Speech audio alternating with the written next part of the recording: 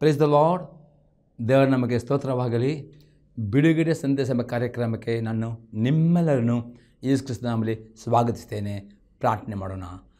ಪರಲೋಕದಲ್ಲಿರುವ ತಂದೆ ದೇವರೇ, ಯೇಸು ಕ್ರಿಸ್ತನ ನಾಮದಲ್ಲಿ ನನ್ನ ಪಾದ ಸನ್ನಿಧಾನಕ್ಕೆ ನಾವು ಬಂದಿದ್ದೇವೆ. ನನ್ನ ವಾಕ್ಯಗಳನ್ನು ಧ್ಯಾನ ಮಾಡೋದಕ್ಕೋಸ್ಕರವಾಗಿ ಪವಿತ್ರಾತ್ಮ ನಾನು ನಿನ್ನನ್ನು ಸ್ವಾಗತಿಸ್ತೇನೆ. ನಮ್ಮ ಒಳ್ಳೆಯ ಬೋಧಕನಾಗಿದ್ದುಕೊಂಡು ಇವತ್ತಿನ ಸಂದೇಶ ಮುಖಾಂತರ ನಿನ್ನ ಜನಗಳ ಮಾತನಾಡುವ ಪವಿತ್ರಾತ್ಮನೇ, ಈ ವಾಕ್ಯನ ಕೇಳುವ ಪ್ರತಿಯೊಂದು ಆತ್ಮಗಳಿಗೆ ಜೀವವನ್ನು, ಪ್ರೋತ್ಸಾಹವನ್ನು, ಭಕ್ತಿಯ ಅಭಿವೃದ್ಧಿಯನ್ನು ಮತ್ತು ಬಿಡುಗಡೆಯನ್ನು ಉಂಟು ಮಾಡಿ ನಾನು ಬೇಡಿಕೊಳ್ತೇನೆ ಯೇಸು ಕ್ರಿಸ್ತನ ನಾಮದಲ್ಲಿ, ಆಮೇನ್. ಇವತ್ತಿನ ಧ್ಯಾನ ಮಾಡ್ತೇವೆ ಪ್ರಕಟಣೆ ಗ್ರಂಥ 22ನೇ ಅಧ್ಯಾಯದಲ್ಲಿ 20ನೇ ವಾಕ್ಯ. ಈ ವಿಷಯಗಳಲ್ಲಿ ಸಾಕ್ಷಿ ಹೇಳುವವನು ನಿಜವಾಗಿ ಬೇಗ ಬರುತ್ತೇನೆ ಎಂದು ಹೇಳುತ್ತಾನೆ. ಹಾಗೆ ಆಗಲಿ, ಕರ್ತನ ಯೇಸುವೇ ಬಾ. ನೋಡ್ತೇವೆ ಪ್ರಕಟಣೆ ಗ್ರಂಥದ ಕಡೆಯ ಪುಸ್ತಕದಲ್ಲಿ ಕಡೆಯ ಭಾಗ ನೋಡ್ತೇವೆ, ಈ ಸಾಕ್ಷಿ ಹೇಳುವವನು ನಿಜವಾಗಿ ಬೇಗ ಬರುತ್ತೇನೆ ಎಂದು ಹೇಳ್ತಾನೆ. ಹಾಗೆ ಆಗಲಿ, ಕರ್ತನ ಯೇಸುವೇ ಬಾ. ನೋಡ್ತೀವಿ ಪ್ರಕಟಣೆ ಗ್ರಂಥದಲ್ಲಿ ಯೇಸು ಕ್ರಿಸ್ತನ ಪ್ರೇರೆ ಆ ರಹಸ್ಯ ಬರೋಣಂದರೆ ಪ್ರತ್ಯಕ್ಷತೆ ಅಥವಾ ರ್ಯಾಪ್ಚರ್. ಆನಂತರ ನೋಡ್ತೇವೆ 7 ವರ್ಷದ ಸಂಕಟಗಳು. ಅದ ನಂತರ ಯೇಸು ಕ್ರಿಸ್ತನ 2ನೇ ಬರೋಣ ಬಗ್ಗೆ ನೋಡ್ತೇವೆ. ಹಾಗಾದರೆ ನಾವು ಲೋಕವನ್ನು ನೋಡುವಾಗ ಪ್ರೇರೆ ಈ ಪ್ರಕಟಣೆ ಬರೆದ ಪ್ರಕಾರ ಎಲ್ಲ ಘಟನೆ ಆಗ್ತಾ ಇರುವಾಗ ಪ್ರೇರೆ ಯೇಸು ಕ್ರಿಸ್ತನ 2ನೇ ಬರೋಣ ತುಂಬ ಹತ್ತಿರ ಉಂಟು ಪ್ರೇರೆ. ಆದರೆ ಯೇಸು ಕ್ರಿಸ್ತನು 2ನೇ ಬರೋ ಮೊದಲು ಪ್ರಕಟಣೆ ಗ್ರಂಥದಲ್ಲಿ ಬರೆಯಲ್ಪಟ್ಟಿದೆ, ಯೇಸು ಕ್ರಿಸ್ತನ ಸಭೆಗಾಗಿ ಮಧ್ಯ ಆಕಾಶದಲ್ಲಿ ಬರ್ತಾನೆ. ಆ ಬರೋಣಕ್ಕೆ ಯೇಸು ಕ್ರಿಸ್ತನ ಪ್ರತ್ಯಕ್ಷತೆ ಅಥವಾ ಮಾರ್ಪಾಡುವಿಕೆ, ಅದು ಇಂಗ್ಲಿಷ್ ರ್ಯಾಪ್ಚರ್ ಎಂದು ಹೇಳ್ತಾರೆ, ಅಥವಾ ರಹಸ್ಯ ಬರೋಣ ಹೇಳ್ತಾರೆ. ಈ ಬರೋಣ ಆದ ನಂತರ, ಈ ರ್ಯಾಪ್ಚರ್ ಆದ ನಂತರವೇ 7 ವರ್ಷದ ಸಂಕಟಗಳು, ಸಂಕಟಗಳು ಬರ್ತವೆ. ಈ ಪ್ರಕಟಣೆ ಗ್ರಂಥದಲ್ಲಿ ಬರೆದ ಪ್ರಕಾರ ಅದು ಆದ ನಂತರ ಯೇಸು ಕ್ರಿಸ್ತನು ಹೇಗೆ ಪರಲೋಕಕ್ಕೆ ಏರಿ ಹೋದನು ಅದೇ ರೀತಿಯಲ್ಲಿ ಈ ಭೂಲೋಕಕ್ಕೆ ಬರ್ತಾನೆ. ಅದು 2ನೇ ಬರೋಣ.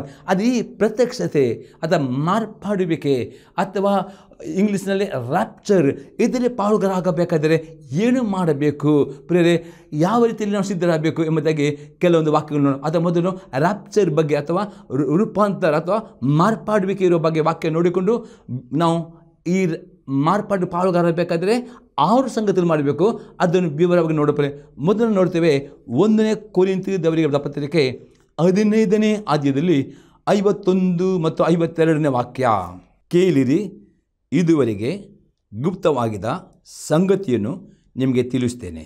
ನಾವೆಲ್ಲರೂ ನಿದ್ರೆ ಹೋಗುವುದಿಲ್ಲ, ಆದರೆ ಕಡೆಯ ತುತ್ತೂರಿಯ ಧ್ವನಿ ಆಗುವಾಗ ನಾವೆಲ್ಲರೂ ಒಂದು ಕ್ಷಣದಲ್ಲಿ ರೆಪ್ಪೆ ಬಡಿಯುವಷ್ಟರೊಳಗೆ ಮಾರ್ಪಾಡುವೆವು.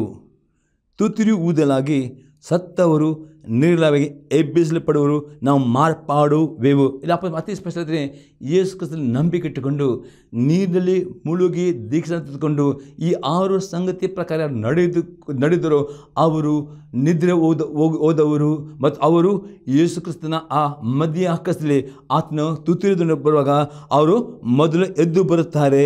ಆನಂತರ ಜೀವಂತ ಇರುವುದು ನಾವು ಒಂದು ಕ್ಷಣದಲ್ಲಿ ಮಾರ್ಪಾಡು ಆಗ್ತೇವೆ. ಅತಿ ಸ್ಪಷ್ಟವಾಗಿ ನೆನಪಿಟ್ಟುಕೊಂಡರೆ ಯೇಸು ಕ್ರಿಸ್ತನ ಯಾರು ನಂಬಿಕೆ ಇಡುತ್ತಾರೋ, ಯಾರು ನೀರು ಮುಳುಗಿ ದೀಕ್ಷಿಸಿಕೊಂಡಿರ್ತಾರೋ ಅವರು ಯೇಸು ಕ್ರಿಸ್ತನು ನಿತ್ಯ ಜೀವನ ವಾಗ್ದಾನ ಮಾಡಿದ್ದಾನೆ. ಯಾರು ಯೇಸು ಕ್ರಿಸ್ತನ ನಂಬಿಕೆ ಇಟ್ಟುಕೊಂಡು ನೀರಿನಲ್ಲಿ ಸತ್ತು ಹೋಗಿದ್ದರೋ ಅವರ ಆತ್ಮ ಪ್ರೇರೆ ಯೇಸು ಕ್ರಿಸ್ತನಿಗೆ ಪರಲೋಕದಲ್ಲಿ ಉಂಟು. ಆದರೆ ಅವರು ಆ ಯೇಸು ಕ್ರಿಸ್ತನ ಪ್ರತ್ಯಕ್ಷತೆಯಲ್ಲಿ ಅವರ ಆತ್ಮ ಅಂದರೆ ಅವರು ಆ ನಿದ್ರೆ ಹೋದವರೇ ಅವರು ಆತ್ಮೀಯ ಎದ್ದು ಬರುತ್ತಾರೆ ಎಂಬುದೆಲ್ಲ ಅಪೊಸ್ತಲನು ಹೇಳ್ತಾನೆ. ಆನಂತರ ಆ ಸ್ಥಾನದಲ್ಲಿ ಯಾರು ಜೀವಂತ ಇರ್ತಾರೋ ಅವರು ಒಂದು ಮಾರ್ಪಾಡು ಆಗ್ತಾರೆ ಎಂಬುದೆಲ್ಲ ಅಪೊಸ್ತಲ ಪೌಲನು ಹೇಳ್ತಾನೆ. ಇದು ಯೇಸು ಕ್ರಿಸ್ತನ ರಹಸ್ಯ ಬರೋಣ ಅಥವಾ ಮಾರ್ಪಾಡುವಿಕೆ ಅಥವಾ ಪ್ರತ್ಯಕ್ಷತೆ ಅಥವಾ ರ್ಯಾಪ್ಚರ್ ಹೇಳ್ತಾರೆ. ಇದರ ನಂತರ 7 ವರ್ಷಗಳು ಸಂಕಟಗಳು, ಮಾಸಗಳು, ಅದರ ನಂತರ 2ನೇ ಬರೋಣ ಬರ್ತದೆ. ಅದು ಈ ಒಂದು ಬರದಲ್ಲಿ ಪಾಲುಗಾರಾಗಬೇಕಾದರೆ ಪ್ರತಿಯೊಬ್ಬ ದೇವರ ಮಕ್ಕಳು 6 ಸಂಗತಿಗಳನ್ನು ತಮ್ಮ ಜೀವಿತದಲ್ಲಿ ಗಮನದಲ್ಲಿಟ್ಟುಕೊಂಡು ಅದು ಮಾಡುವವರು ಆಗಬೇಕು. ಮೊದಲನೇ ಸಂಗತಿಯಾಗಿದೆ, ದಿನಾಲು ತಪ್ಪದೆ ಪ್ರಾರ್ಥನೆಯನ್ನು ಮಾಡುವವರು ಆಗಬೇಕು. ಲೂಕನ ಬರೆದ ಸುವಾರ್ತೆ 21ನೇ ಅಧ್ಯಾಯದಲ್ಲಿ 34ರಿಂದ 36ನೇ ವಾಕ್ಯ ತನಕ. Luke gospel chapter 21 verse 34 to 36 verse. ನಿಮ್ಮ ವಿಷಯದಲ್ಲಿ ಜಾಗರೂಕರಾಗಿರಿ. ಅತಿ ಭೋಜನದ ಮದನಿಂದಲೂ ಅಮಲಿನಿಂದಲೂ ಪ್ರಪಂಚದ ಚಿಂತೆಗಳಿಂದಲೂ ನಿಮ್ಮ ಹೃದಯಗಳು ಭಾರವಾಗಿರಲಾಗಿ ಆ ದಿವಸವು ನಿಮ್ಮ ಮೇಲೆ ಊರಿನಂತೆ ಪಕ್ಕನೆ ಬಂದಿತು. ಆ ದಿವಸವು ಭೂ ನಿವಾಸಿಗಳ ಮೇಲೆ ಬರುವುದು. ಆದರೆ ಬರುವುದಕ್ಕಿರುವ ಇವೆಲ್ಲವುಗಳಿಂದ ತಪ್ಪಿಸಿಕೊಳ್ಳುವುದಕ್ಕೂ ಮನುಷ್ಯಕುಮಾರನ ಮುಂದೆ ನಿಂತುಕೊಳ್ಳುವುದಕ್ಕೂ ನೀವು ಪೂರ್ಣ ಸಕ್ತರಾಗುವಂತೆ ಎಲ್ಲ ಕಾಲದಲ್ಲಿಯೂ ದೇವರಿಗೆ ವಿಜ್ಞಾಪನೆ ಮಾಡಿಕೊಳ್ಳುತ್ತಾ ಎಚ್ಚರವಾಗಿರಿ ಅಂದನು. ಇಲ್ಲಿ ಅತಿ ಸ್ಪಷ್ಟತೆ ಯೇಸು ಕ್ರಿಸ್ತನ ಪ್ರತ್ಯಕ್ಷತೆಯಲ್ಲಿ ಆತನ ಮಧ್ಯದಲ್ಲಿ ಬರೋ ಆ ಬರೋಣದಲ್ಲಿ ಜೀವಂತ ಇರುವವರು ಪ್ರೇರೆ ಆತನ ಪಾಲುಗಾಗಬೇಕಾದರೆ ಯೇಸು ಕ್ರಿಸ್ತನೇ ನಿಮ್ಮ ಆತ್ಮೀಯದಲ್ಲಿ ಎಚ್ಚರವಾಗಿರಿ. ಅತಿ ಭೋಜನದ ಮಧ್ಯೆ ಅತಿ ಭೋಜನ ಮಾಡುವುದಾದರೆ ಪ್ರಾರ್ಥನೆ ಮಾಡಲಿಕ್ಕೆ ಆಗುವುದಿಲ್ಲ. ಪ್ರಾರ್ಥನೆ ಮಾಡಬೇಕಾದರೆ ನಿಮ್ಮ ಅತಿ ಭೋಜನದಲ್ಲಿ ನಿಮ್ಮ ಮಿತಿ ಉಳಿರಬೇಕು. ಮಿತಿಯಾದ ಊಟ ಮಾಡುವುದಾದರೆ ನಿಮಗೆ ರಾತ್ರಿಯಲ್ಲೂ ಪ್ರಾರ್ಥನೆ ಮಾಡಲಾಗ್ತದೆ. ಬೆಳಗ್ಗೆ ಬೇಗ ಎದ್ದುಕೊಂಡು ಪ್ರಾರ್ಥನೆ ಮಾಡಿ ಅತಿ ಭೋಜನ ಮಾಡುವವರಿಗೆ ರಾತ್ರಿಯಲ್ಲೂ ಪ್ರೇರಣೆ ಮಾಡಲಿಕ್ಕಾಗೋದಿಲ್ಲ, ಬೆಳಿಗ್ಗೆ ಎದ್ದು ಪ್ರೇರಣೆ ಮಾಡಲಿಕ್ಕಾಗೋದಿಲ್ಲ. ಆಗುತ್ತೆ ಪ್ರಾರ್ಥನೆಗೋಸ್ಕರ ನಿಮ್ಮ ಭೋಜನದಲ್ಲಿ ಮಿತಿ ಉಳ್ಳವರಾಗಬೇಕಂದ್ರೆ ಇಸ್ಕೊಳ್ತಾರೆ. ಎರಡನೇ ಸಂಗತಿ ಅಮಲಿನಿಂದಲೂ ಪರೇ ಯಾವುದೇ ಅಮಲು ಪದಾರ್ಥ ಸೇವನೆ ಮಾಡುವುದರೆ ನಿಮಗೆ ಪ್ರಾರ್ಥನೆ ಮಾಡಲಿಕ್ಕೆ ಆಗುವುದಿಲ್ಲ. ಅಥವಾ ನಿಮ್ಮ ಮೊಬೈಲ್ ಅನೇಕರು ಮೊಬೈಲಿಗೆ ಅಮಲಾಗಿದ್ದಾರೆ. ಇಡೀ ದಿನ 20 ಗಂಟೆ ಮೊಬೈಲಿಗೆ ಅವ್ರು ಅಡಿಕ್ಟ್. ಈ ರೀತಿ ದೇವರನ್ನು ಪ್ರೀತಿ ಮಾಡಲಿಕ್ಕೆ, ದೇವರ ವಾಕ್ಯ ಓದಲಿಕ್ಕೆ ಪ್ರಾರ್ಥನೆ ಯಾವ ಸಂಗತಿ ನಿಮಗೆ ಅದು ಅಡಿಕ್ಟ್ ಅಥವಾ ಅಂಟಿಕೊಳ್ಳುತ್ತದೋ ಅದು ಅಮಲು ನಿಮ್ಮ ಮನಸ್ಸು ಇಟ್ಟುಕೊಳ್ಳುವುದೇ ಅಂಥವರಿಗೆ 1 ಗಂಟೆ ಅದು ಪ್ರಾರ್ಥನೆ ಮಾಡಲಿಕ್ಕೆ ಆಗುವುದಿಲ್ಲ. ಮತ್ತು ಪ್ರಾರ್ಥನೆ ಮಾಡದವರು ಆ ಕರ್ತನ ಪ್ರತಿಯಲ್ಲಿ ಪಾಲ್ಗೊಳ್ಳಲಿಕ್ಕೆ ಆಗುವುದಿಲ್ಲ ಎಂಬುದು ಅತಿ ಸ್ಪಷ್ಟತೆ. ಮೂರನೇ ಸಂಗತಿ ಪ್ರಪಂಚದ ಚಿಂತೆ. ಓದು ಬೇಕೆಂದು ಸಾಲ ಕೈ ಹಾಕಬೇಡಿ. ನೀವು ಸಾಲದಲ್ಲಿ ಕೈ ಹಾಕುವುದರೆ ನಿಮಗೆ ಚಿಂತೆಗಳು ಬರ್ತವೆ. ಈ ಚಿಂತೆಯಿಂದ ನೀವು ಆದಷ್ಟು ನಿಮ್ಮ ನೀವು ಸಾಲವಿಲ್ಲದೆ ಜೀವನ ಮಾಡಿ ಕಳೆದುಕೊಳ್ಳಿರಿ. ಅದು ಈ ಚಿಂತೆ, ಈ ಅಮಲು, ಅತಿ ಬದಿ 3 ಸತ್ರುಗಳು ಮೇಲೆ ಜಯ ನೀವು ಹೊಂದದಿದ್ದರೆ ನಿಮಗೆ ಮನಸ್ಸು ಪ್ರಾರ್ಥನೆ ಮಾಡಲಿಕ್ಕೆ ಆಗುವುದಿಲ್ಲ. ಮತ್ತು ಯೇಸು ಕ್ರಿಸ್ತನೇ ಯಾರು 1 ಗಂಟೆ ಆದರೂ ಅಟ್ಲೀಸ್ಟ್ 20 ಗಂಟೆಯಲ್ಲಿ 1 ಗಂಟೆಯಾದರೂ ದೇವರಿಗೋಸ್ಕರ ಪ್ರಾರ್ಥನೆಗೆ ನೀವು ಸಮಯ ಕೊಡದಿದ್ದರೆ ನಿಮ್ಮ ಆತ್ಮ ಯೇಸು ಕ್ರಿಸ್ತನ ಆ ರಹಸ್ಯ ಬರೋಣದಲ್ಲಿ ಆ ಒಂದು ತನ್ನ ಮಧ್ಯ ಹಾಕದಲ್ಲಿ ತನ್ನ ಸಭೆಗಾಗಿ ಬರುವಾಗ ನೀವು ಕೈ ಬಿಡಲ್ಪಡುತ್ತೀರಿ. ಕೈ ಬಿಡಲ್ಪಟ್ಟರೆ 7 ವರ್ಷ ಸಂಕಟಗಳು ಅದು ಹೋಗಬೇಕಾಗುತ್ತದೆ. ಆ ನಂತರ ನಿಮಗೆ ರಕ್ಷಣೆ ಉಂಟು. ಅದಕ್ಕೋಸ್ಕರ ಆ 7 ವರ್ಷ ಸಂಕಟಗಳು ನಿಮಗೆ ಬೇಡ. ಅದರ ಮೊದಲು ನಿಮಗೆ ಪರಲೋಕಕ್ಕೆ ಹೋಗಬೇಕು. ಆ ರಾತ್ರಿ ಪಾಲುಗಾಗಬೇಕಾದರೆ ಪ್ರತಿದಿನವೂ ಪ್ರಾರ್ಥನೆಗೋಸ್ಕರ ನಿಮ್ಮ ಜೀವಿತ ಒಪ್ಪಿಸಿಕೊಡಿರಿ. ಮತ್ತು ಪ್ರಾರ್ಥನೆ ಒಪ್ಪಿಸಿಕೊಳ್ಳಬೇಕಾದ್ರೆ ಅತಿ ಭೋಜನ ಮದ ಅಮಲು ಚಿಂತೆ 3 ಸದನ್ನು ನಿಮ್ಮ ಆತ್ಮನ ಕಾಪಾಡಬೇಕು ಎಂಬುದಾಗಿ ಪವಿತ್ರ ಅನೇಕರು ಲೋಕವನ್ನು ನೋಡುವಾಗ, ಲೋಕದ ಸಂಗತಿ ನೋಡುವಾಗ ಪ್ರಕಟಣೆಯಲ್ಲಿ ಅನೇಕ ಸಂಗತಿ ಆಗುತ್ತಾ ಉಂಟು. ಅದು ನೋಡುವಾಗ ಯೇಸು ಕ್ರಿಸ್ತನ ಬರೋಣ ತುಂಬ ಹತ್ತಿರ ಉಂಟು. ಟ್ರಿಬ್ಯುಲೇಟ್ ಪೀರಿಯಡ್ಗೆ ಅತಿ ಹತ್ತಿರ, ಅಂತಕನ ಆಳ್ವಿಕೆಗೆ ಅತಿ ಶೀಘ್ರವೇ ಉಂಟು. ಅದರ ಮೊದಲು ಯೇಸು ಕ್ರಿಸ್ತನು ತನ್ನ ಸಭೆ ಎಂಬ ಮೊದಲ ಗೀತೆಯನ್ನು ಪರಲೋಕದಲ್ಲಿ ಹೋಗಲಿ ಬರ್ತಾನೆ. ಅದರಲ್ಲಿ ನೀವು ಪಾಲ್ಗೊಳ್ಳಾಗಬೇಕಾ? ಈ ದಿನದಿಂದಲೇ ಪ್ರಾರ್ಥನೆಗೆ ನಿಮ್ಮನ್ನು ಒಪ್ಪಿಸಿಕೊಡ್ರಿ. ಪ್ರಾರ್ಥನೆ ಅತಿ ಪ್ರಾಮುಖ್ಯವಾಗಿದೆ. ಯೇಸು ಕ್ರಿಸ್ತನ ಪ್ರತ್ಯಕ್ಷತೆಯಲ್ಲಿ ಪಾಲುಗಾರ ಆಗಬೇಕಾದ ಪ್ರಾರ್ಥನೆ ಮಾಡದವನು, ಬೈಬಲ್ ಓದದವನು ಆ ಪಾಲುಗಾರ ಆಗುವುದೆಂಬುದಾಗಿ ಹೇಳಿಸಿಕೊಂಡು ಅತಿ ಸ್ಪಷ್ಟವಾಗಿ ಇಲ್ಲಿ ಹೇಳೋನಾಗಿದ್ದಾನೆ. ಎರಡನೇ ಸಂಗತಿ ನೋಡ್ತೀವಿ, ಪರಿಶುದ್ಧರಾಗಿ ಜೀವಿಸಬೇಕು. ತೀತನಿಗೆ ಬರೆದ ಪತ್ರಿಕೆ 2ನೇ ಅಧ್ಯಾಯದಲ್ಲಿ 11ರಿಂದ 13ನೇ ವಾಕ್ಯ ತನಕ. ಯಾಕೆಂದರೆ ಎಲ್ಲ ಮನುಷ್ಯರಿಗೆ ರಕ್ಷಣೆ ಉಂಟು ಮಾಡುವ ದೇವರ ಕೃಪೆಯು ಪ್ರತ್ಯಕ್ಷವಾಯಿತು.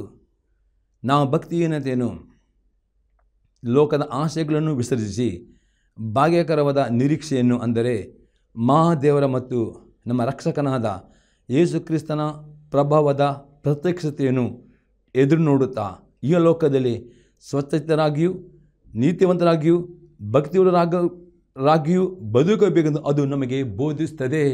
ಅತಿ ಸ್ಪಷ್ಟ ಹೇಳ್ತಾನೆ, ದೇವರು ಕೃಪಾಳು, ಕೃಪೆ ಉಂಟು ಎಂಬುದಾಗಿ ಪಾಪ ಮಾಡಬಹುದು, ಎಂದಿಗೂ ಮಾಡಬಾರ್ದು. ದೇವರು ಕೊಟ್ಟ ಕೃಪೆ, ಪಾಪ ಮಾಡಲಿಕ್ಕೆಲ್ಲ ದೇವರ ಕೃಪೆ ಪ್ರತಿಯೊಬ್ಬರು ಈ ಲೋಕದಲ್ಲಿ ಜೀವಿಸುವಾಗ ಸ್ವಚ್ಛತರಾಗಿಯೂ ನೀತಿವಂತರಾಗಿಯೂ ಭಕ್ತಿ ನಡೆಯಬೇಕೆಂದು ಆ ಕೃಪೆ ಕೊಡಲ್ಪಟ್ಟಿದೆ. ಅದೇ ಕೃಪೆ ಉಂಟು ಎಂಬುದೇ ಪಾಪ ಮಾಡಬೇಡ್ರಿ. ಕೃಪೆ ಕೊಡಲ್ಪಟ್ಟಿದೆ. ಈ ಲೋಕದಲ್ಲಿ ಪರಿಶುದ್ಧರಾಗಿ ನೀತಿವಂತರಾಗಿ ಜೀವನ ಮಾಡಿ ಕೃಪೆಯನ್ನು ಉಪಯೋಗ ಮಾಡಿರಿ. ಆಗ ನೀವು ಆತ ಪಾಲುರಾಗ್ತೀರಿ ಎಂದು ಅಪೊಸ್ತಲನು ಹೇಳ್ತಾನೆ. ಇನ್ನೊಂದು ವಾಕ್ಯ ನೋಡ್ತೇವೆ, 1ನೇ ಯೋಹನ ಬರೆದ ಪತ್ರಿಕೆ 2ನೇ ಅಧ್ಯಾಯದಲ್ಲಿ 28ನೇ ವಾಕ್ಯ. 1 John chapter 2 verse 28. ಪ್ರಿಯರಾದ ಮಕ್ಕಳೇ, ಆತನು ಪ್ರತ್ಯಕ್ಷನಾಗುವಾಗ ನಾವು ಆತನ ಆಗಮನದಲ್ಲಿ ಆತನ ಮುಂದೆ ನಿಲ್ಲಲು ನಾಚಿಕೆ ಪಡೆದೆ ಧೈರ್ಯದಿಂದಿರಂತೆ ಆತನಲ್ಲಿ ನೆಲೆಗೊಂಡಿರೋಣ. ಅಪೊಸ್ತಲನು ಅತಿ ಸ್ಪಷ್ಟ ಪುನಃ ಹೇಳ್ತಾನೆ, ಪ್ರಿಯದ ಮಕ್ಕಳೇ, ಆತನ ಪ್ರತ್ಯಕ್ಷ ಅಂತ ಈಗಲೇ ರ್ಯಾಪ್ಚರ್ ಇದು ಆಗಲೇಬೇಕು.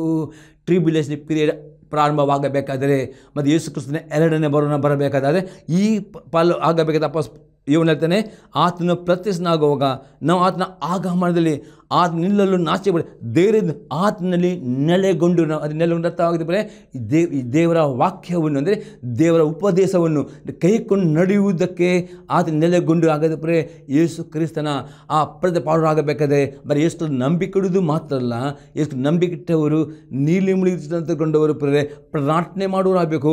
ಅದೇ ರೀತಿಯಲ್ಲಿ ದೇವರ ವಾಕ್ಯಕ್ಕೆ ವಿಧೇಯರಾಗುವವರು ಆಗಬೇಕು. ಯಾವ ದೇವರ ವಿಧೇಯರಾಗ್ತಾರೋ ಅವರು ಆ ಯೇಸು ಪಾಲರಾಗುತ್ತಾನೆ ಎಂಬುದಾಗಿ ಅವನು ಹೇಳುತ್ತಾನೆ. ಹಾಗಾದರೆ ಪ್ರೇರೆ ನೀವು ಯೇಸುವಿನ ಪಾಲರಾಗಬೇಕಾ? ಮೊದಲನೇ ಸಂಗತಿ ಪ್ರಾರ್ಥನೆ, ಎರಡನೇ ಸಂಗತಿ ದೇವರ ವಾಕ್ಯ ಓದುವುದು, ಕೇಳುವುದು, ಧ್ಯಾನಿಸುವುದು, ವಿಧೇಯರಾಗುವುದು ಅತಿ ಅಗತ್ಯವಾಗಿದೆ. ಪರಿಶುದ್ಧ ಜೀವನ ಮಾಡುವುದು ಅತಿ ಅಗತ್ಯವಾಗಿದೆ. ಮೂರನೇ ಸಂಗತಿ ನೋಡ್ತೇವೆ, ಸಭೆಯಾಗಿ ಸೇರಿ ಬರುವುದರಲ್ಲಿ ನಂಬಿಕಸ್ಥರಾಗಬೇಕು. ಇಬ್ರಿಯವರಿಗೆ ಪತ್ರಿಕೆ 10ನೇ ಅಧ್ಯಾಯದಲ್ಲಿ 25ನೇ ವಾಕ್ಯ. ಸಭೆಯಾಗಿ ಕೂಡಿಕೊಳ್ಳುವುದನ್ನು ಕೆಲವರು ರೂಢಿಯಾಗಿ ಬಿಟ್ಟಿರೋ ಪ್ರಕಾರ ನಾವು ಬಿಟ್ಟು ಬಿಡದೆ ಒಬ್ಬರೊಬ್ಬರು ಎಚ್ಚರಿಸೋಣ. ಕರ್ತನ ಪ್ರತ್ಯಕ್ಷ ದಿನವು ಸಮೀಪಿಸುತ್ತಾ ಬರುತ್ತದೆ ಎಂದು ನೀವು ನೋಡುವುದರಿಂದ ಇದನ್ನು ಮತ್ತಷ್ಟು ಮಾಡಿ ಅಪೊಸ್ತಲ ಪೌಲನು ಹೇಳ್ತಾನೆ, ಪ್ರೇರೆ ಸಭೆಯಾಗಿ ಕೂಡಿಕೊಳ್ಳುವುದು ಎಂದು ಬಿಟ್ಟು ಬಿಡಬೇಡ. ಯೇಸು ಕ್ರಿಸ್ತನ ಬರುವುದು ಸಭೆಗೆ ಬರುತ್ತಾನೆ. ಅದಕ್ಕೋಸ್ಕರ ಯಾವ ಸಭೆ ತಂದೆ ಮಗ ಪವಿತ್ರಾತ್ಮನ ವಿಷಯದಲ್ಲಿ ಬೋಧಿಸ್ತದೋ, ಯಾವ ಸಭೆ ತಂದೆ ಮಗ ಪವಿತ್ರ ನೀರಿನ ಆ ಸಭೆಗೆ ನೀವು ನಂಬಿಕಸ್ಥರಾಗಿ ಪ್ರತಿ ಆದಿತ್ಯವಾರ ಸೇರಿ ಬರುವುದನ್ನು ಬಿಟ್ಟು ಬಿಡಬಾರದು. ಇನ್ನೂ ಹೆಚ್ಚಾಗಿ ಉಪವಾಸ ಪ್ರಾರ್ಥನೆ ಪಾಲುರಾಗಬೇಕು. ಯಾಕಂದರೆ ಅಪೊಸ್ತಲ ಪೌಲನು ಹೇಳ್ತಾನೆ, ಯೇಸು ಕ್ರಿಸ್ತನ ಪ್ರತ್ಯಕ್ಷದಲ್ಲಿ ಪಾಲುರಾಗಬೇಕಾದರೇನು ಸಭೆಯಾಗಿ ಸೇರಿ ಬರಬೇಕು. ಯಾಕಂದರೆ ಯೇಸು ಕ್ರಿಸ್ತನು ಸಭೆಗೆ ಬರುತ್ತಾನೆ. ಸಭೆಯ ಮೊದಲ ಗೀತೆಯನ್ನು ಎತ್ತುಕೊಂಡು ಹೋಗಲಿ ಬರ್ತಾನೆ. ಯೇಸು ತನ್ನ ಸಭೆಯನ್ನು ಪ್ರಿಯ ಎಂದಿಗೂ ಸಭೆಯನ್ನು ದೂರಿಕೊಂಡು ಅದು ಸಭೆ ಸರಿಯಿಲ್ಲ, ಇದು ಸಭೆ ಸರಿಯಿಲ್ಲ, ಸಭೆ ಬಿಟ್ಟು ಒಂದು ಸಭೆ ಜಂಪ್ ಮಾಡ್ತಾ ಇರಬೇಡ್ರಿ. ನೀವು ಕರ್ತನ ಸಭೆಯನ್ನು ನಂಬಿಕಸ್ಥರಾಗಬೇಕು. 4 ಸಂಘ ನೋಡ್ತೇವೆ, ಕಷ್ಟಗಳನ್ನು ತಾಳ್ಮೆಯಿಂದ ಸಹಿಸಿಕೊಳ್ಳುವವರು ಆಗಬೇಕು. ಪೇತ್ರನು ಬರೆದ ಮೊದಲನೇ ಪತ್ರಿಕೆ ಆದರೆ 5ನೇ ಅಧ್ಯಾಯದಲ್ಲಿ 10 ಮತ್ತು 11ನೇ ವಾಕ್ಯ. ಕ್ರಿಸ್ತನಲ್ಲಿ ನಿಮ್ಮನ್ನು ತನ್ನ ನಿತ್ಯ ಪ್ರಭಾವಕ್ಕೆ ಕರೆದ ಕೃಪಾಪೂರ್ಣದ ದೇವರು ತಾನೇ ನೀವು ಸ್ವಲ್ಪ ಕಾಲ ಬಾಧೆ ಪಟ್ಟ ಮೇಲೆ ನಿಮ್ಮನ್ನು ಯೋಗ್ಯ ಸ್ಥಿತಿಗೆ ತಂದು ನೆಲೆಗೊಳಿಸಿ ಬಲಪಡಿಸುವನು. ಆತನಿಗೆ ಅಧಿಪತ್ಯವು ಯುಗ ಯುಗಗಳು ಇರಲಿ, ಆಮೇನ್. ಇಲ್ಲಿ ಅತಿ ಸ್ಪಷ್ಟ ಹೇಳ್ತಾನೆ, ಕ್ರಿಸ್ತನಲ್ಲಿ ನಿಮ್ಮನ್ನು ತನ್ನ ನಿತ್ಯ ಪ್ರಭಾವಕ್ಕೆ, ಯೇಸು ಕ್ರಿಸ್ತನಲ್ಲಿ ಯಾರು ನಂಬಿಕೆ ಇಟ್ಟಿದ್ದರು, ಯಾರು ನೀಲಿ ಮುಳುಗಿದಂತ ಯೇಸು ಕ್ರಿಸ್ತನು ನಿಮ್ಮನ್ನು ಆ ನಿತ್ಯ ಜೀವಕ್ಕೆ ನಿಮ್ಮ ಕರೆದಿದ್ದಾನೆ.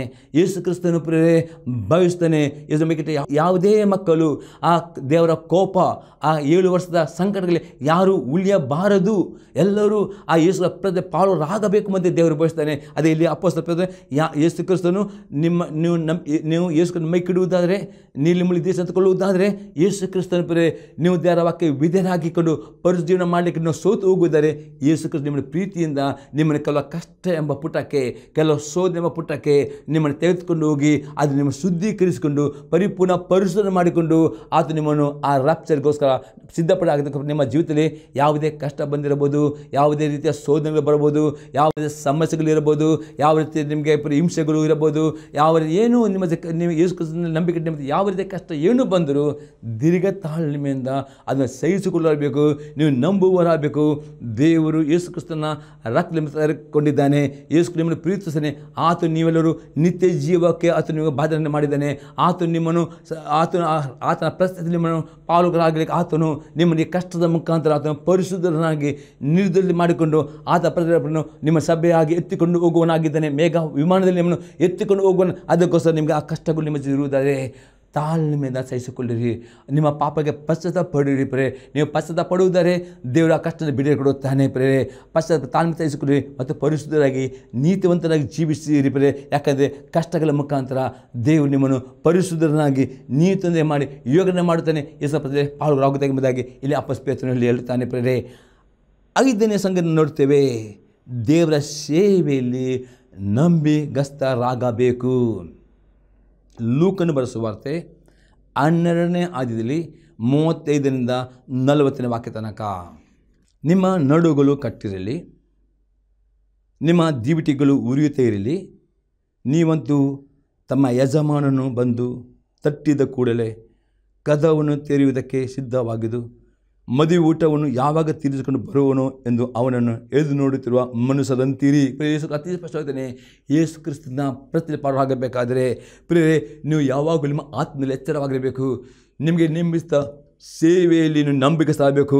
ಅದಕ್ಕೆ ಯೇಸು ಕ್ರಿಸ್ತನೇ ನಿಮ್ಮ ನಡುವಿನಿಂದ ನಿಮ್ಮ ಮನಸ್ಸಿನ ಆಲೋಚನೆಯನ್ನು ದೇವರ ವಾಕ್ಯದ ಕಟ್ಟಲ್ಪಟ್ಟರೆ ಮಾತ್ರವೇ ನಿಮ್ಮ ಒಳಗಿನ ಆತ್ಮ ಯಾವಾಗಲೂ ಉರಿಯುತ್ತದೆ ಎಂಬುದಾಗಿ ಯೇಸು ಕ್ರಿಸ್ತನಲ್ಲಿ ಹೇಳುವನಾಗಿದ್ದಾನೆ. ಪ್ರಿಯರೇ 30ನೇ ವಾಕ್ಯ, ಯಜಮಾನನು ಬಂದು ಯಾವ ಯಾವ ಆಳುಗಳು ಎಚ್ಚರವಾಗಿರುವುದನ್ನು ಕಂಡುಕೊಳ್ಳುವನೋ ಆ ಆಳುಗಳೇ ಧನ್ಯರು. ಆತನ ನಡುಕಟ್ಟಿಕೊಂಡು ಅವರನ್ನು ಊಟಕ್ಕೆ ಕೂಡಿರಿಸಿ ಹತ್ತಿರಿಗೆ ಬಂದು ಅವರಿಗೆ ಸೇವೆ ಮಾಡುವನು ಎಂದು ನಿಮಗೆ ಸತ್ಯವಾಗಿ ಹೇಳುತ್ತೇನೆ. 2ನೇ ಜಾವದಲ್ಲಿ ಆಗಲಿ 3ನೇ ಜಾವದಲ್ಲಿ ಆಗಲಿ ಬಂದಾತನಿಗೆ ಹಾಗೆ ಕಾಣಿಸಿಕೊಂಡವರು ಧನ್ಯರು. ಕಲ್ಲನ್ನು ಬರುವ ಗಳಿಗೆಯು ಮನೆ ಯಜಮಾನನಿಗೆ ತಿಳಿದಿದ್ದರೆ ಅವನು ಎಚ್ಚರವಾಗಿದ್ದು ತನ್ನ ಮನೆಗೆ ಕನ್ನ ಗೊಡಿಸುತ್ತಿಲ್ಲವೆಂದು ತಿಳುಕೊಳ್ಳಿರಿ. ನೀವು ಸಹ ಸಿದ್ಧವಾಗಿರಿ, ನೀವು ನೆನೆಸಿದ ಗಳಿಗೆಯಲ್ಲಿ ಮನುಷ್ಯನು ಬರುತ್ತಾನೆ ಅಂದನು. ಇಲ್ಲಿ ಅತಿ ಸ್ಪಷ್ಟ ಹೇಳ್ತಾರೆ, ಯೇಸು ಕ್ರಿಸ್ತನ ಆ ಪ್ರತ್ಯೇಕಿಸಿದ ಪಾಲುರಾಗಬೇಕಾದರೆ ಯೇಸು ಕ್ರಿಸ್ತ ನಿಮಗೆ ಏನನ್ನು ಸೇವೆ ಕೊಟ್ಟಿದ್ದನೋ, ಯಾವ ಸೇವೆಗೆ ನಿಮ್ಮನ್ನು ಕರೆದ ಆ ಸೇವೆಯನ್ನು ಕಡೆ ತನಕ ನೀವು ಮಾಡುವುದರಲ್ಲಿ ನಂಬಿಕಸ್ಥರಾಗಬೇಕು. ಮತ್ತು ಆ ಸೇವೆ ಮಾಡಬೇಕಾದರೆ ಯೇಸು ಕ್ರಿಸ್ತ ನಿಮ್ಮ ಮನಸ್ಸಿನ ನಡುವೆ ನಿಮ್ಮ ಮನಸ್ಸಿನ ಆಲೋಚನೆಗಳನ್ನು ದೇವರ ವಾಕ್ಯದ ಮೂಲಕ ಕಟ್ಟಲ್ಪಡುವರಾಗಬೇಕು. ಎಷ್ಟು ದೇವರ ವಾಕ್ಯ ಓದುತ್ತೀರೋ ಅಷ್ಟು ನಿಮಗೆ ಪ್ರಾರ್ಥನೆ ಮಾಡಬೇಕು. ನೀವು ಪ್ರಾರ್ಥನೆ ಮಾಡಬೇಕಾದರೆ ದೇವರ ವಾಕ್ಯ ಓದಬೇಕು. ವಾಕ್ಯ ಕೇಳಿ ಎಷ್ಟು ವಾಕ್ಯ ಓದುತ್ತೀರೋ ಅಷ್ಟು ನಿಮಗೆ ಪ್ರಾರ್ಥನೆ ಮಾಡೋದು, ಆಗ ನಿಮ್ಮ ಆತ್ಮಿಕ ದೀಪ ಉರಿಯುತ್ತದೆ. ಆವಾಗ ಮಾತ್ರ ಕಡೆ ತನಕ ಯೇಸು ಕ್ರಿಸ್ತನನ್ನು ಪರಲೋಕ ಕರೆಯುವ ತನಕ ನೀವು ಸೇವೆ ಮಾಡಲಿ. ಅಂಥವರು ಮಾತ್ರ ಆ ಪ್ರತಿಲೆ ಪಾಲುರಾಗುತ್ತಾರೆ. ಅದು ಯಾರು ಕರ್ತನ ಸೇವೆಯಲ್ಲಿ ಅಪನಂಬಿಕಸ್ಥರಾಗ್ತಾರೋ, ಆಲಸ್ಯರಾಗ್ತಾರೋ ಅವರು ಕೈ ಬಿಡಲ್ಪಡುತ್ತಾರೆ. ಅದಕ್ಕೆ ನೀವು ಯಾರು ಕೈ ಬಿಡಲ್ಪಡಬಾರದು, ಎಲ್ಲರೂ ಪ್ರತ್ಯೇಕರಾಗಬೇಕು. ದೇವರ ಆತ್ಮನು ಭವಿಷ್ಯದ ಅದಕ್ಕೆ ದೇವರ ಆತ್ಮನು ಈ ಸಂದೇಶ ನಿಮಗೆ ಕೊಟ್ಟಿದ್ದಾನೆ. ಪ್ರತಿಯೊಬ್ಬರು ಪ್ರಿಪೇರ್ ಆಗಬೇಕು. ಯೇಸು ಕ್ರಿಸ್ತನ ಅತಿ ಶೀಘ್ರ ಯಾವಾಗ ಬರಬಹುದು, ಪ್ರತಿ ಗಳಿಗೆ ಎಚ್ಚರ ಆ ದಿವಸ ಯಾವಾಗ ಬರ್ತದೆ ಗೊತ್ತಿಲ್ಲ. ಎನಿಸಲಿ ಆಗದಾಗೆ ಯೇಸು ಕ್ರಿಸ್ತ ಪ್ರತ್ಯಕ್ಷನಾಗ್ತಾನೆ. ಅದ ನಂತರ ಸಂಕಟ ಅದಕ್ಕೆ ಪ್ರತಿದಿನ ನಾವು ಯೇಸು ಪ್ರತ್ಯಕ್ಷ ಪಾಲುರಾಗ ಈ ಸಂಗತಿಗಳು ನೀವು ಮಾಡಬೇಕು. ಪ್ರಿಯರೇ, ಈಗ 6ನೇ ಸಂಗತಿ ನೋಡ್ತೇವೆ, ಲೋಕವನ್ನು ಪ್ರೀತಿಸಬಾರದು. ನಾವು ನೋಡ್ತೇವೆ 1ನೇ ಯೋಹನ ಪತ್ರಿಕೆ 2ನೇ ಅಧ್ಯಾಯದಲ್ಲಿ 15ರಿಂದ 17 ವಾಕ್ಯ ತನಕ, ಲೋಕವನ್ನಾಗಲಿ ಲೋಕದಲ್ಲಿರುವವನ್ನಾಗಲಿ ಪ್ರೀತಿಸಬೇಡಿರಿ. ಯಾವನಾದರೂ ಲೋಕವನ್ನು ಪ್ರೀತಿಸಿದರೆ ತಂದೆಯ ಮೇಲಿನ ಪ್ರೀತಿಯು ಅವನಲ್ಲಿಲ್ಲ. ಲೋಕದಲ್ಲಿರುವ ಶರೀರದ ಆಸೆ, ಕಣ್ಣಿನ ಆಸೆ, ಬದುಕುಬಾಳಿನ ಡಂಬ ಈ ಮೊದಲಾದವುಗಳೆಲ್ಲವೂ ತಂದೆಯಿಂದ ಹುಟ್ಟದೆ ಲೋಕದಿಂದ ಹುಟ್ಟಿದವುಗಳಾಗಿವೆ. ಲೋಕವು ಅದರ ಆಸೆಯು ಗತಿಸಿ ಹೋಗ್ತವೆ, ಆದರೆ ದೇವರ ಚಿತ್ತವನ್ನು ನೆರವೇರಿಸು ಎಂದೆಂದಿಗೂ ಇರುವನು. ಪ್ರೇರಿಸು ಅತಿ ಸ್ಪಷ್ಟ ಹೇಳ್ತಾನೆ, ನೀವು ಯೇಸು ಕ್ರಿಸ್ತನ ಪಾಲುರಾಗಬೇಕಾದರೆ ಲೋಕವನ್ನು ಪ್ರೀತಿ ಮಾಡಬಾರದು. ಯಾವ ಲೋಕವನ್ನು ಪ್ರೀತಿಸ್ತಾರೋ ಅವ್ರ ದೇವರ ಚಿತ್ತವನ್ನು ನೆರವೇರಿಸಿ ಅವರಿಗೆ ಆಗುವುದಿಲ್ಲ.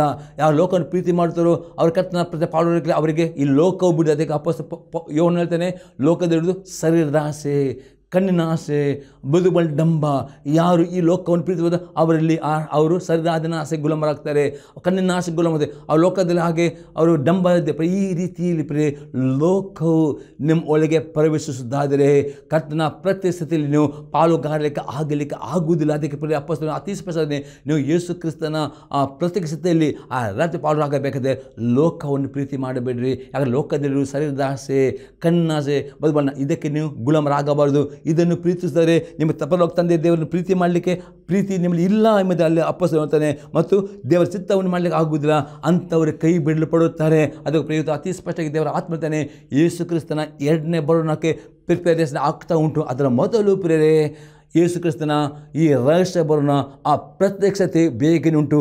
ಅದಕ್ಕೋಸ್ಕರ ನೀವು ಸಿದ್ಧರಾಗಬೇಕಾಗಿದೆ. ಈ 6 ಸಂಗತಿಗಳು ಮಾಡುವವರಾಗಬೇಕು. 1ನೇ ಸಂಗತಿ ಆಗಿದೆ, ದಿನಾಲು ತಪ್ಪದೆ ಪ್ರಾರ್ಥನೆಯನ್ನು ಮಾಡುವುದು. ಎಂದಿಗೂ ಪ್ರಾರ್ಥನೆ ಜೀವಿತದಲ್ಲಿ ಸೋಮಾರಿತನ ಮಾಡಬಾರದು ಪ್ರಿಯರೇ, ಆಲಸ್ಯತನ ಮಾಡಬಾರದು. 2ನೇ ಸಂಗತಿ, ದಿನಾಲು ಪರಿಶುದ್ಧ ಜೀವನ ಮಾಡಬೇಕು. ಪರಿಶುದ್ಧ ಮಾಡಬೇಕಾದರೆ ದೇವರ ವಾಕ್ಯ ಓದುವವರು, ಕೇಳುವವರು, ವಿಧೇಯರಾಗುವವರು ಆಗಬೇಕು. ಆಗ ನೀವು ಪರಿಶುದ್ಧ ಜೀವನ ಮಾಡಲಿಕ್ಕೆ ಸಾಧ್ಯವಾಗ್ತದೆ. 3ನೇ ಸಂಗತಿ ಆಗಿದೆ, ಆದಿತ್ಯವಾರ ಸಭೆ ಸೇರಿ ಬರೋದು ಎಂದಿಗೂ ಬಿಟ್ಟು ಬಿಡದೆ ಇನ್ನೂ ಹೆಚ್ಚಾಗಿ ಆದಿತ್ಯವಾರ ಸಭೆ ಸೇರಿ ಬರಲಿಕ್ಕೆ, ಇನ್ನೂ ಹೆಚ್ಚಾಗಿ ಉಪವಾಸ ಸೇರಿ ಬರಲಿಕ್ಕೆ ನಾವು ಆಸಕ್ತಿ ಉಳ್ಳವರಾಗಬೇಕು. ಎಂದು ಸಭೆಯನ್ನು ದೂರಿಕೊಂಡು ಸಭೆಯನ್ನು ಬಿಟ್ಟು ಬಿಡುವವರು ಆಗಬಾರದು. ಸಭೆಯನ್ನು ಪ್ರೀತಿ ಮಾಡುವವರಬೇಕು, ಸಭೆ ಸೇವಕರನ್ನು ಪ್ರೀತಿ ಮಾಡುವವರಬೇಕು, ಸಭೆ ಸೇವಕರೇ ಅಧೀನರಾಗಬೇಕು. ಯೇಸು ಕ್ರಿಸ್ತ ಸಭೆ ಎಂಬ ಮೊದಲಿಗೆ ತೆಗೆದುಕೊಂಡು ಬರುವವನು ಆಗಿದ್ದಾನೆ. ಬರೇ 4 ಸಂಗತಿ, ನಿಮ್ಮ ಯಾವುದೇ ಕಷ್ಟಗಳು ಬರಬಹುದು, ಯಾವ ಸಮಸ್ಯೆಗಳು ಬರೋದು, ಯಾವ ಬಾಧೆ ಬರೋದು, ಅದು ತಾಳ್ಮೆಯಿಂದ ಸಹಿಸಿಕೊಳ್ಳಬೇಕು. ಯೇಸು ಕಷ್ಟದ ಮುಖಾಂತರ, ಬಾಧೆಗಳ ಮುಖಾಂತರ ಪರಿಶ್ರಮ ಮಾಡಿಕೊಂಡು ನಿಮಗೆ ಅದರ ಪರಿಸ್ಥಿತಿ ಪಾಲುಗಾರನಾಗಿ ಮಾಡುತ್ತಾನೆ. 5ನೇ ಸಂಗತಿ, ಏನು ದೇವರು ನಿಮಗೆ ಸೇವೆ ಕೊಟ್ಟಿದ್ದನು, ಏನು ತಳಂತುಡು ಅದರ ನಂಬಿಕಸ್ಥರ ಕಡೆತನ ಮಾಡುವವರು ಆಗಬೇಕು. ಕರ್ತನ ಸೇವೆಯಲ್ಲಿ ಅಪನಂಬಿಕಸ್ಥ ಆಗಬಾರದು, ಸೋಮರಿತನ ಮಾಡುವವರು ಆಗಬಾರದು. 6ನೇ ಸಂಗತಿ, ಲೋಕವನ್ನು ಪ್ರೀತಿ ಮಾಡಬಾರದು. ಈ 6 ಸಂಗತಿಗಳನ್ನು ಮಾಡುವುದಾದರೆ 100% ಪ್ರತಿಗಳಿಗೆ ಈ ಕ್ಷಣ ನೀವು ಆತನ ಪ್ರತ್ಯಕ್ಷದಲ್ಲಿ ಪಾಲ್ಗೊಳ್ಳೋಕ್ಕೆ ಸಾಧ್ಯವಾಗ್ತದೆ. ದೇವ ಈ ಸಂದೇಶವು ನಿಮ್ಮಲ್ಲಿ ಉತ್ತೇಜನ ನಿಮ್ಮ ಅಭಿಪ್ರಾಯ ತಿಳಿಸಿರಿ. ನಿಮ್ಮನ್ನು ನಾವು ಪ್ರಾರ್ಥನೆ ಮಾಡ್ತೇವೆ. ಪ್ರಾರ್ಥನೆ ಮಾಡೋಣ. ಪರಲೋಕದ ದೇವರೇ, ಯೇಸು ಕ್ರಿಸ್ತನ ನಾಮದಲ್ಲಿ ಸ್ತೋತ್ರವನ್ನು ಕೊಂಡಾಡ್ತೇನೆ. ಇದನ್ನು ಪ್ರತಿಯೊಬ್ಬ ವೀಕ್ಷಕರಿಗೆ ನಿನ್ನ ಹಸ್ತಕ್ಕೆ ಒಪ್ಪಿಸಿಕೊಡುತ್ತೇವೆ. ಈ ಸಂದರ್ಭ ಪ್ರತಿಯೊಬ್ಬರು ಆ ನಿನ್ನ ಭರವಸೆ ಬರೋಣಕ್ಕೆ, ಆ ಒಂದು ಪ್ರತಿಲೆ ಪಾಲ್ಗೊಳ್ಳೋದಕ್ಕೆ ಈ 6 ಸಂಗತಿಗಳನ್ನು ಮಾಡಿ ಪ್ರತಿನಿತ್ಯ ನಿನ್ನ ಮಕ್ಕಳು ಆತ್ಮದಲ್ಲಿ ಎಚ್ಚರವಾಗುವುದು ನಿನ್ನ ಕೃಪೆಯಿಂದ ಪಾಲಿಸಬೇಕು. ಮತ್ತು ಪ್ರತಿಯೊಬ್ಬರು ಆ ಪ್ರತಿ ಪಾಲ್ಗೊಳ್ಳೋಕೆ ನಿನ್ನ ಕೃಪೆಯನ್ನು ಕೊಡಬೇಕು ನಾನು ಬೇಡಿಕೊಳ್ತೇನೆ.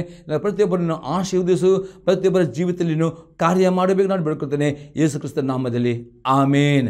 Praise the lord. ದೇವರನ್ನು ಆಶೀರ್ವಾದ ಮಾಡಲಿ. God bless you all.